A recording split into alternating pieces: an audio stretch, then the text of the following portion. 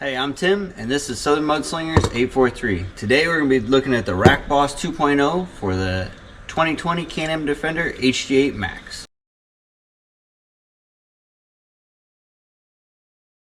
So as you can see, we've got the old rack already out of the Defender. We just got shipment of the new rack. Let's see if we can't open it up and see what we got in here. Got new Heim joints. Looks like we got new Heim joint spacers. Looks like we got the rack itself. And of course, superatv always comes through with the stickers. So some big differences right from the start. One, the new rack is significantly larger than the old rack. Also has the grease fitting in the new Rack Boss 2.0. This old rack, there was no way to get grease or anything into it unless you were able to spray down around here, which is all sealed and shouldn't allow anything in. So you're at the mercy of the inner seals. So this one's significantly larger and it's got the grease fitting already on it. The rack should already be set, but we are going to measure it. We've got new tie rods and new Heim joints to put on, and we'll get started. Alright, so first thing we're going to do is we're actually, even though it's already got the boots already on here, we are actually going to cut these zip ties and pull these boots off because I want to double check to make sure that the rack is actually centered. So the best way to check is to pull both your boots off. And then we're going to take a measurement. On this one, we're going to measure to the outside from here to here. And then on this one, we're going to measure on the inside.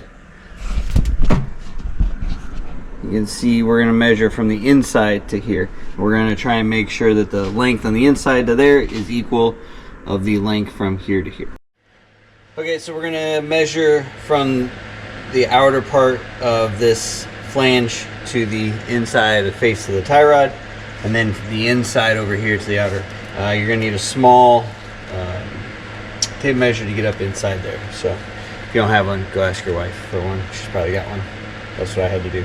So we're right at, looks like 2 on the dot. Come over here, and we are 2 1/4. So we actually need to turn it in 2 1/8. Right at 2. So it would probably be 2 1/16 is what we're looking at, is what we probably would like. 2 1/16. That's 2 1/16. So now what we're going to do is I'm going to put a mark here on the front side so that we know that is center, and we'll put the boots on. Here you can see we put a mark on it, that way it's out front. Since this is the front, we'll know exactly where the spot is. When I talked about measuring from inside, you need to go inside of here. And you measure, so we're right about 2 1/8. Right about 2 1/8. Or 2 1/16. I'm sorry, 2 1/16. Alright, so we're going to leave it like this. We're going to take it in. We're going to come over here. We're going to mount it right there. Those 4 bolts. And we should be on our way. You have 2 longer bolts that go in these 2 holes here. And then you have 2 shorter bolts that go in to those 2 bolts over there. You're going to need a size 15 socket and ratchet, and possibly a wrench to go with them. Want to make sure the steering wheel is straight. Put a ratchet strap through the steering wheel to try and keep it as snug as possible during this whole course of events.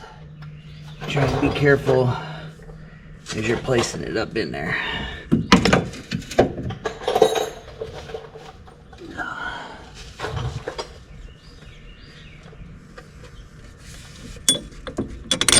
You can see it's a lot easier to do since we don't have a differential in here. I did it specifically for this reason, because the differential had to come out to get new locker put in it. So I figured while it was out, why not do the steering rack?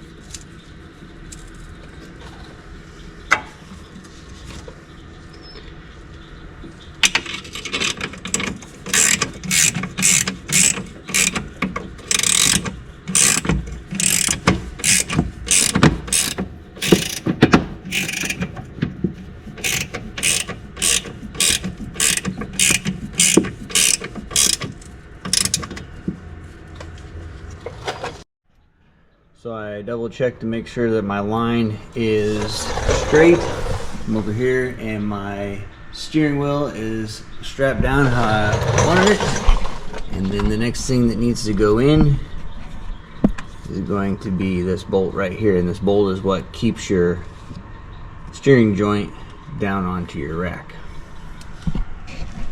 We're almost there. Every bolt I use a little bit of good old Permatex red thread locker, since we do ride quite a bit in the water and the sand. I want to make sure that these bolts do not work their way back out, especially on the steering, because you could have an issue with this very easily.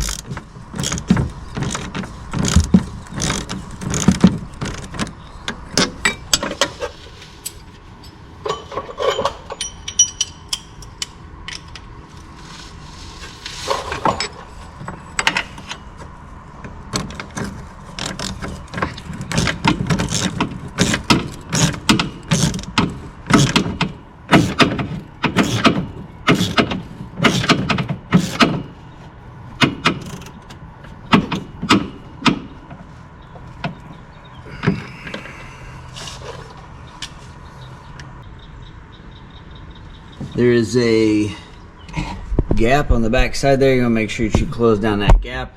Remember, it is a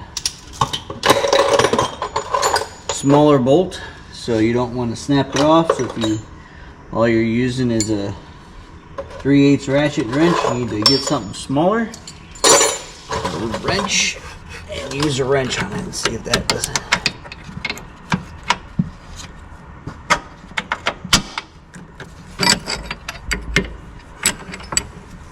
We do not want to break this bolt.